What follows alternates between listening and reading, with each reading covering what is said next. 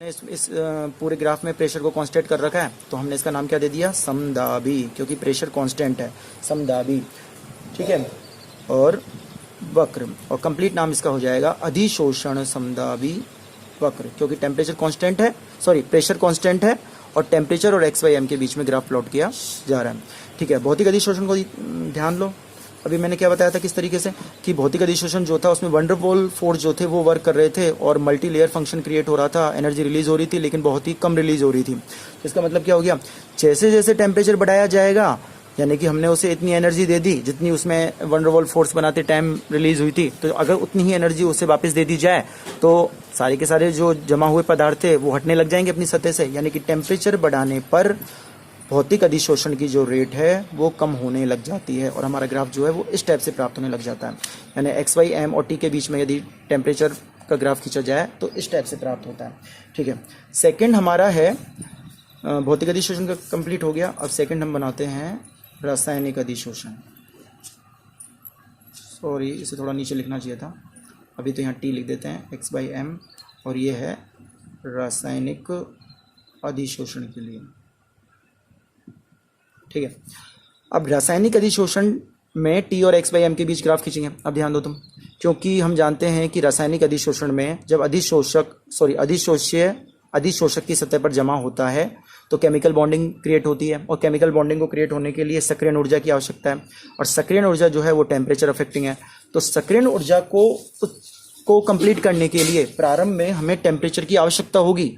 यानी ऐसा नहीं है कि टेम्परेचर बढ़ाने लग गए और रेट ऑफ एब्जॉर्प्शन जो है वो घटने लग जाए, नहीं। स्टार्टिंग में प्रोसेस को स्टार्ट करने के लिए यानी सक्रियण ऊर्जा को चालू करने के लिए हमें टेम्परेचर की आवश्यकता होगी।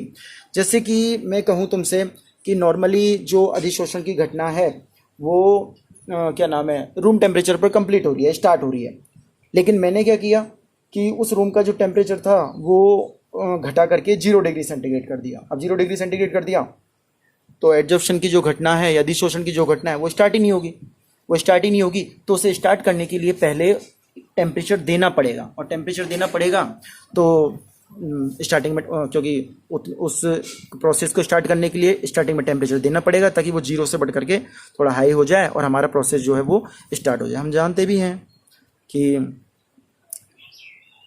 सॉरी यहाँ पर क्रिएट कर लेते हैं, तो प्रारंभ में टेम्परेचर बढ़ाने पर हमें ऐसा ग्राफ प्लॉट होगा।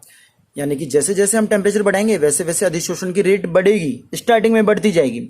और ये वाला जो पॉइंट हो गया हमारा, इस पॉइंट को हम कह सकते हैं कि क्या नाम है, एक तरीके से थ्रेशोल्ड एनर्जी या दहली ऊर्जा वाला पार्ट, कि वो न्यूनतम ऊर्जा जिससे हमारा प्रोसेस जो है वो स्टार्ट हो जाए। और जैसे ही एक बार उसने अपनी सक्रियण ऊर्जा प्राप्त कर ली तो उसके बाद अब अगर वो उस स्थिति में आ चुका है कि अब अगर हम टेम्परेचर बढ़ाएं तो टेम्परेचर बढ़ाने पर फिर हमारे अधिशोषण की जो घटना है वो घटने लग जाएगी। तो फिर से समझते हैं इसे एक बार। तो यानी कि देखो ये और ये ग्राफ लगभग सेम से ही मिल रहे हैं, लेकिन क्योंकि इसमें कोई सक्रियण ऊर्जा की आवश्यकता नहीं हो रही है इसलिए इसमें किसी एक ये वाला ग्राफ प्राप्त नहीं हुआ है। तो हम कह सकते हैं ये वाला जो पार्ट है ये उस सक्रियण ऊर्जा की आवश्यकता के लिए टेम्परेचर दिया गया है, जिसकी वजह से हमारी अधिशोषण की दर बढ़ रही है। लेकिन एक थ्रेशोल्ड एनर्जी प्राप्त करने के बाद या दहली ऊर्जा प्राप्त करने के बाद अब यदि टेम्परेचर बढ़ाया जाता है तो हमारे अधिशोषण की जो घटना है वो घटने लग जाएगी, कम होने लग जाएगी, एक्स बाई एम का मान कम होने लग जाएगा। ठीक है, तो ये हो गया हमारा रासायनिक अधिशोषण। ठीक है, ओके। अब नेक्स्ट अफेक्टिंग जो फैक्टर है वो है हमारे दाब का प्रभाव। ठीक है, अब दाब के प्रभाव को किस तरीके से समझेंगे हम कि किसी, जैसे कि मान लो कि दाब हम चेंज कैसे करेंगे प्रेशर को, और फिक्स कैसे रखेंगे टेम्परेचर को। तो टेम्परेचर को फिक्स रखते हो, यानी कि टेम्परेचर तो हो गया हमारा स्थायी, तो हम कह सकते हैं इस वक्र को क्या कह सकते हैं हम, अधिशोषण समतापी वक्र, अधिशोषण समतापी वक्र। ठीक है, अब इस अधिशोषण समतापी वक्र को पेजेस चेंज कर लेते हैं। इस समतापी वक्र को, यानी टेम्परेचर कांस्टेंट है, 1 मिनट, ठीक है, और ग्राफ प्लॉट करते हैं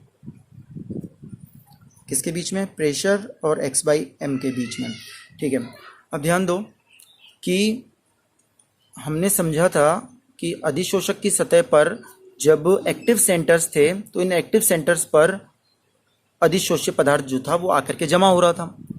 अब अधिशोष्य पदार्थ अगर आकर जमा हो रहा है तो प्रारंभ में जैसे ही हम प्रेशर लगाएंगे, मान लो कि मॉलिक्यूल्स ये फ्री मॉलिक्यूल्स हैं गैस के जो कि फ्री हैं, अभी रैंडमनेस ज़्यादा है, और जैसे जैसे इसके ऊपर प्रेशर लगाएंगे तो गैसियस मॉलिक्यूल्स के ऊपर प्रेशर लगाने पर ये किस पोजीशन में पहुंच जाएगा, लिक्विफाई हो जाएगा, द्रवित होने लग जाएगा।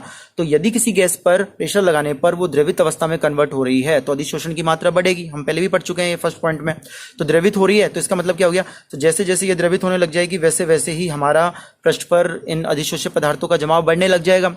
यानी कि हम कह सकते हैं कि प्रेशर का मान बढ़ाने पर यदि गैसें लिक्विफाई हो रही हैं तो हमारे अधिशोषण की मात्रा जो है वो बढ़ने लग जाएगी। ठीक है, अब जैसे ही हम प्रेशर बढ़ाते जा रहे हैं तो अधिशोषण की मात्रा बढ़ती जा रही है, बढ़ती जा रही है, बढ़ती जा रही है। लेकिन थोड़ी कुछ समय पश्चात हम देखेंगे कि सारे के सारे जो एक्टिव सेंटर्स थे या फ्री जो वैलेंसी थी वो कंप्लीट हो चुके हैं, चारों तरफ से फ्री बिल्कुल कंप्लीट हो चुके हैं, फुलफिल हो चुका है ये पूरा एरिया।